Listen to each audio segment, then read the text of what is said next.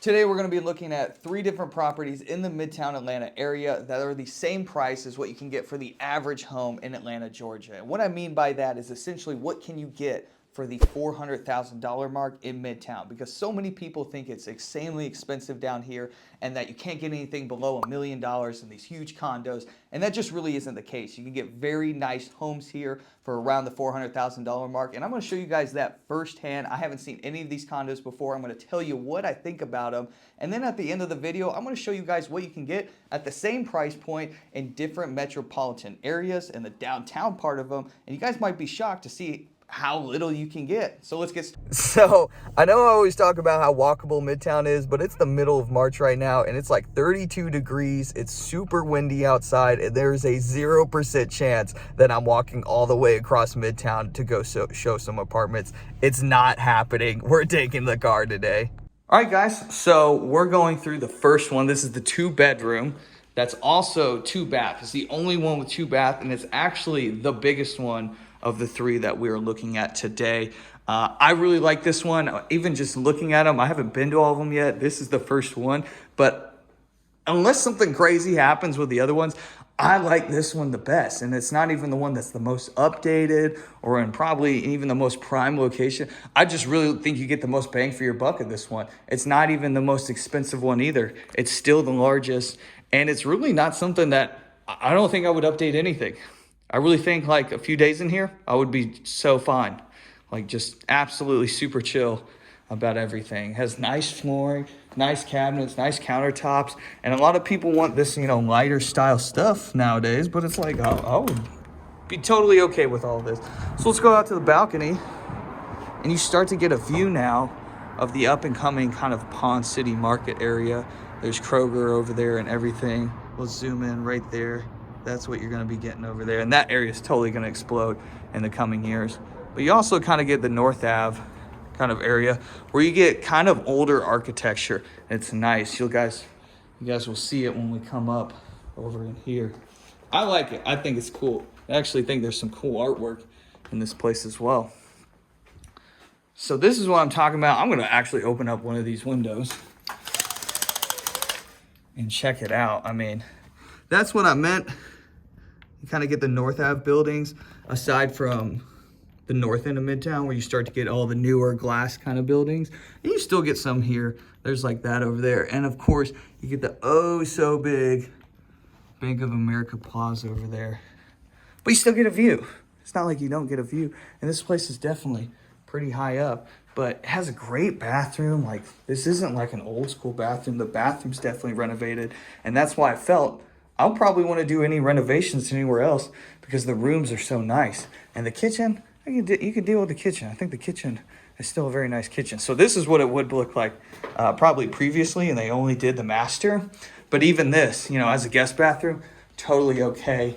And I actually like that this is separate. You get so much space. It's like the littlest one is about 300 square feet smaller than this one. And I'm actually really curious to see what that looks like, because I feel like that one will feel pretty small, but this feels great. I love this. And look at the old school Trailblazers poster. That's cool. You really don't see a lot of old school Trailblazer stuff too often, so I definitely think that's pretty cool. But yeah, man, for $400,000 even, this is what you get. So you definitely get a pretty nice place. You're definitely spot on in the middle of the city. So we are now in the second unit. I've walked through this unit twice now and I absolutely love it. It's the smallest one, it's the most expensive one, and I really didn't think, on pen and paper, it doesn't sound like you're getting your bang for your buck, but I think this property is awesome. It's one of the reasons I got into the Midtown market, just because I love places like this. So obviously it has a brand new kitchen. It's super nice, renovated, got the floors, everything. Super big windows, floor to ceiling, very nice. But what makes it different? Obviously, you got a view. That's super cool. But this is one thing that really tripped me up about this place, is look at this. I didn't think it was a 2-bedroom. In fact, I didn't even notice the other bedroom until like the second walkthrough. Then I realized it had another bedroom. But I just thought it was a big studio, and I was like, we've been bamboozled. But it is actually a sizable space. You could definitely, put a bed in here. If you live alone or if you're just a couple, this is just a really cool area that kind of separates everything. But, really keeps a flow of the apartment still. So I really like that about this one. But also, this one is probably more expensive, not only because of the renovations, not only because of the view, but for another reason. It's high up. And there's actually 3 reasons that I've really noticed that higher up places can command a higher price. And one, of course, is the view. Everybody knows the view. Everybody realizes that this is a huge reason why people get units on higher floors. Because, I mean, look at this. You get to wake up every morning to this. That's awesome. But what a lot of people don't realize, and I'm so glad that this unit has one of these, is that most units have built-in blinds, and they are terrible at mitigating light. So any kind of light pollution you get from the street, whether it's cars, whether it's street lights, whether it's any kind of event or something going on, you're gonna get a ton of light that's coming in, and these built-in blinds are so bad at keeping out light.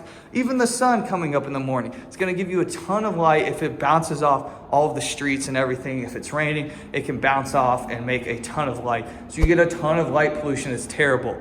Also, there's signs on buildings and they make a lot of light pollution. So it's all these things that are just gonna drown into your unit and come in and really kind of just screw everything up. I mean, it can screw up your circadian rhythm, everything. So it's super annoying. So that's really a quantifiable reason that, you know, people can actually see that you don't notice until you live in a lower unit. That is, you'll say never again kind of thing. But the other reason, and some of you may have thought of this when you thought of light pollution, but it's also just sound.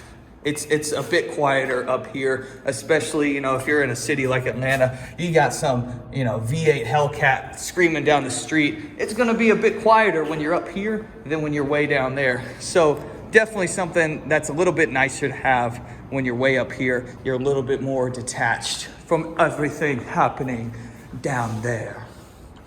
But let's continue through, you know, actually getting to the unit itself. Obviously, you guys seen that's a nice unit. It's all, the floors are all nice. I mean, look at them. It's got, you know, an extra bedroom right here. And, you know, it's a little dingy in here, I won't lie. But I do like this unit. And I actually think if I were in the market right now and I were the one buying something out of these 3, you know, I'd be that guy that would say, you know, I shouldn't pick this one. It doesn't have the most space. It's the most expensive out of all of them. But, you know, to wake up every day to that and to have this nice, free-flowing, just very lit up space without using any lights, I don't think you could beat it. I don't think you could put a price on that. So I think I would rock with this one. I love it. Now we're in the 3rd condo, and I swear literally all of these condos are blowing me away. They're all better than I'm expecting. And this is the 3rd one. It's like pretty much middle of the road. It's like the middle price. It's just the middle child. Everything's the middle square footage, everything. 2 bed, 1 bath, just like the one we just saw. But this one is magnificent. Now, it's not as high up, doesn't have a crazy view. I mean, I wouldn't even say it doesn't have a crazy view, because that's a really nice view right there. You still get the city. You're just not high up at getting the city. This is a lovely home. That's what the word for it is, lovely. Look at that. Nice peaceful property there. It's nice. But let's go in. I mean, everything done here is tasteful. It looks almost like a home you would see in Brookhaven, like a $1.2 million home or something that you would see in an area like Decatur or Brookhaven. I mean, it's that same style, an almost modern farmhouse look to it. This is nice. I'm blown away, guys. I'm just kind of taking everything in. And it has the big closet right here, big old bathroom. It only has 1 bathroom, but boy, does it ever have a bathroom. Look at that. You get the tub and everything. I mean, for what you pay, this is nice. This is a really nice. Now, this is my gripe. Where's the 2nd bedroom? Because this, I mean, you know, you could call it a 2nd bedroom, but it doesn't have a door. Hold on, I gotta be missing something. I don't think I am. Where's the other bedroom? You know, am I seeing it wrong? Did I see it? This has to be a 2-bedroom. It does say right here, 2-bedroom. Well, guys, aside from this, this is kind of a 1-bedroom right here, but we won't talk about that. It's beautiful. I think it's beautiful. I think every little minute detail in this place is wonderful. I love it. I think it's a wonderful place. But, it's kind of a 1-bedroom. And if you are looking at this price point, this average Atlanta price point, that is something to be said that if you really do look at a 1-bedroom, you're going to get really nice 1-bedrooms. I mean, this is a killer 1-bedroom. You get this and you basically get a sweet 1-bedroom with an office. That's an office. Now look at that. That's killer. I would love to film YouTube videos in there all day long. So yeah, I mean, you get all these amenities. It's actually a pretty sweet gig if you are kind of looking at something. I'm actually glad this turned out to be something like that, because it really shows that, man, if you're just living something like you're like me, you're just, in your 20s single and you're rocking it and you're doing well, you can get a really killer 1-bedroom right in the city where you're still near everything, but you get all these amenities and basically, what you lack in square footage, you still make up for all the quality of the materials inside your unit. I like it. Alrighty guys, so for the second half of this video here, we're just going to look at markets that have the similar population to Atlanta. And I know there's a bunch of reasons that can make markets of all different types have, totally different prices and properties than just population alone, but it tends to be one that we can kind of ride to a similar thing. So I just wanted to pick Philadelphia here in Miami. Obviously, if you're in even smaller markets like San Francisco or West Coast markets like Seattle, they're going to be a lot more expensive. And of course, the top three here are just insane. I didn't really want to kind of make a video on those because everybody knows those are so much more expensive than a southern city like Atlanta. And so I kind of wanted to just pick one that people, typically see, don't really think of. Something like Philadelphia, Miami, it's, a market that a lot of people have actually been moving to from New York. So just kind of wanted to show you guys and compare what you can get really for the $400,000 price mark. When you go into Miami, I know a lot of people know Miami is pretty expensive, but it's kind of crazy how little you can actually get right at this mark. I mean, this one doesn't even have pictures of the property. None of these are the property. These are all like common areas, except this. Actually, I think this is it here.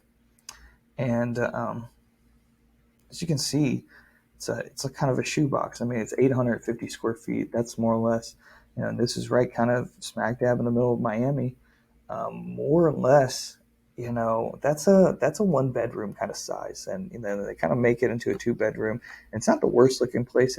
Feels pretty cozy right here, but that is really small for sure. And it's right under 400,000. This one right here is actually not too bad. When I looked at it before, I didn't think it was bad at all. But definitely got to get a little more bang for your buck when you have something like Atlanta. And the fact that you only have 4 results is just really bad.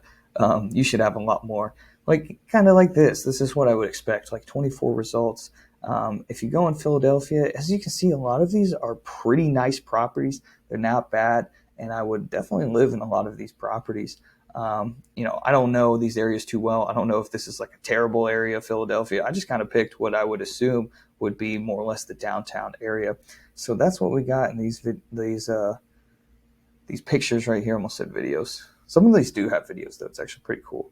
And they have the 3D walkthroughs, which I really only do for the luxury listings, but it is nice to see that they do have these in normal listings as well, and some of these. But as you can see, I mean, these are big apartments. I mean, 1,500 square feet is big. It's nice. On the inside is recessed lighting in it. I mean, not a bad gig here for sure. Definitely a nice area. I like it a lot. Philadelphia surprised me for sure. I thought it would be definitely a really expensive market like New Jersey or New York or something, but I was actually quite surprised to see this. I thought it would be somewhere similar to like Boston, which is down here, and I'm sure if we went into some of these markets, we would see how cheap Atlanta is. But Philadelphia actually kind of surprised me a little bit, and it might be because of if you look here, it has a dropping population here, so its market may have taken a bit of a hit versus something like Atlanta, which is definitely seeing a sizable increase. And actually, shockingly enough, Miami's had a drop in population. I did not know that. But yeah, guys, I hope you guys got to see what you can get in Atlanta and, kind of what that price point gets you in some other markets, and just see, what that allows Atlanta to stack up against and why people keep moving here. Because at the end of the day, you can get really, really nice apartments for, pretty much a price where you're kind of not boding well in too many markets. Like say in Miami, it's still a hot area where a lot of people like to move, and it's not, kind of the middle of nowhere where no one wants to live. Definitely somewhere where people like, definitely somewhere that has a pop culture scene. And it's just really nice to see that Atlanta still gets the bang for your buck. So if you are looking in the area, there's definitely a lot of properties that are both below this price point that I've been looking at and above. The sky's the limit here. So if you are interested, go ahead and contact me in the description below, and I would be glad to help. But I hope you guys enjoyed this video today, and that's it. Take care.